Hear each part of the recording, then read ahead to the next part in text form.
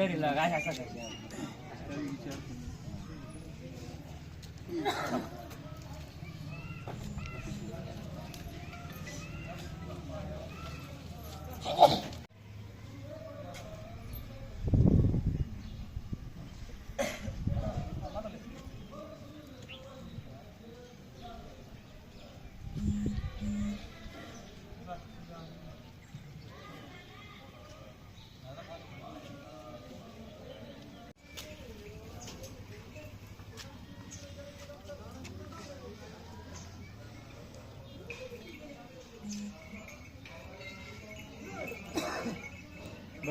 तू माईकला यावा. नमस्कार, मी सुवर्णसिंग गिरासे, वाडी गावचा सरपंच आहे. आमच्या वाडी गावावर हे वाडी शवाडी प्रकल्पांतर्गत वाडी हे गाव स्थलांतरित झालेलं आहे, प्रकल्प बाधित झालेला आहे. याच्यात साधारणतः 300 कुटुंब होती. याच्यापैकी 158 कुटुंबांवर शासनाने सरळ अन्याय केलेला आहे आणि तो अन्याय आता या कागदांच्या माध्यमातून आम्ही स्पष्ट करू दाखवू शकतो. आमच्याकडे सर्व प्रकारचे पुरावे आहेत. 158 लोकांना डायरेक्ट यांनी वाऱ्यावर सोडून दिले. शासनाच्या धरणग्रस्ताच्या कुठल्याही सुविधा न देता, ना मोबदला दिला, ना त्यांना धरणग्रस्त दाखला दिला. सगळ्या प्रकारच्या सुविधांपासून 158 कुटुंबांना वंचित ठेवलं आहे आणि आज उद्यापासून नव्हे तर गेल्या 20 वर्षापासून हे कुटुंब वंचित आहेत. आणि या कुटुंबांच्या समर्पणाने येणाऱ्या कालावधीमध्ये हा शिंदखेडा तालुका सुजलाम सुफलाम होणार आहे. हा शिंदखेडा तालुका सगळा हरित क्रांती या तालुक्यात होणार आहे.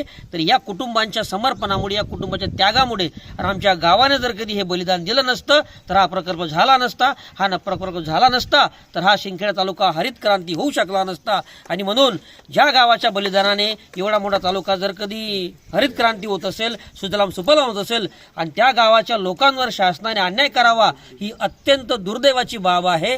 आणि म्हणून आम्ही आता सर्व गावांनी ठरवलंय की येणाऱ्या कालावधीमध्ये आम्ही आता शासनाला एक तर न्याय द्या, एक तर आमचा जीव घ्या, अशा परिस्थितीवर आम्ही आता आलेलो आहोत.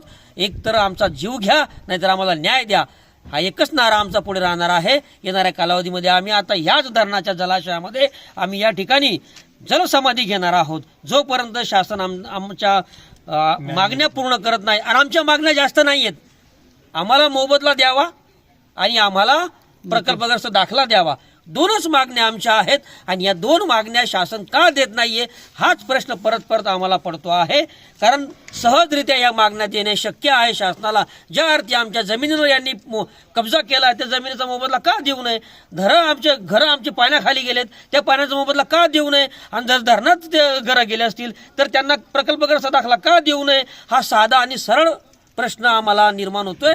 आणि परत आता सगळी आमची पिढी सगळी शिकलेली आहे, सवरलेली आहे, आणि परिणामी मोबदल्यापेक्षाही या पोरांचं आयुष्य हे उद्ध्वस्त केलं आहे शासनाने.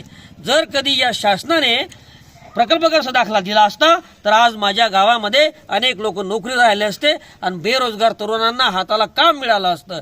परंतु या शासनाच्या नाकर्तेपणामुळे, उदासीनतेपुढे माझ्या गावाच्या तरुणांवर आज बेकारीचं आणि व्यसनांचं, ते व्यसनाधीन ते तरुण होत आहेत आणि बेकारीचं सावट त्यांच्यावर पसरलेलं आहे. आणि म्हणून आता या सगळ्या तरुणांना घेऊन शासनाला आम्ही धडा शिकवल्याशिवाय राहणार नाही आहेत. आणि येणाऱ्या कालावधी जर शासनाने विचार केला नाही तर सगळे तरुण एकतर आम्ही डायरेक्ट शिंगाडे मोर्चा काढू, अन्यथा या धरणाच्या जलाशयामध्ये आम्ही जीव देऊन मरू. एवढाच पर्याय आमच्या पुढे आता उरलेला आहे. धन्यवाद.